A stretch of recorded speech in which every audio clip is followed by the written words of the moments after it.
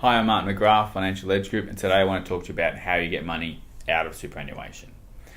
For most people, the typical way is to meet what's called your preservation age, which generally is the age of 60. For some people, it might be a bit earlier, between 55 and 60, and we'll link a table that kind of shows, depends on your date of birth, when you're eligible for it. That's your preservation age. There are a couple of other ways that if you have a disability or you're under some financial stress, you can get your money out earlier. But generally, when we're focused on retirement, you've got to meet your preservation age. When you meet your preservation age, that opens the door to accessing your super. And step one is usually what's called a transition to retirement pension. And what that does is it allows you to take some money out of your super if you want to while you're still working. And there's some really cool strategies you can do with that to help actually boost your super. And we'll cover those in some other videos. Otherwise, once you reach your preservation age and you've taken advantage of your transition to retirement pension, generally you get access to the rest of your money either when you retire properly and in full with no intention of going back to work, or you turn 65.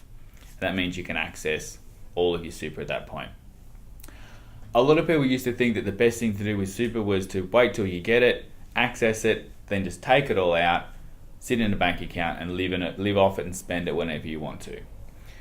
What we find if people do that is they actually end up running out of that money a lot sooner. And what they actually should do is take the money that's in super, roll it into what's called a pension account, and then start drawing money off that regularly. Ideally, if we've got enough money in there and we set up the right way, that can actually replace the wages you were getting before. So for example, you were getting $1,000 a week wage, you take your super money, put it into a pension account, and you just take that same $1,000 wage.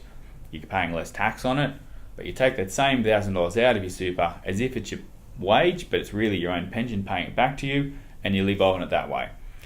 What we find is, and the studies have shown, that your money will last a lot longer like that. If you still need to dip into it to get a lump sum for a trip or for some medical bills, you can do that, but it's set up that way to last you for the rest of your life. If you want to find out more, check out some of our other videos that talk about pensions and contributions and strategies involved.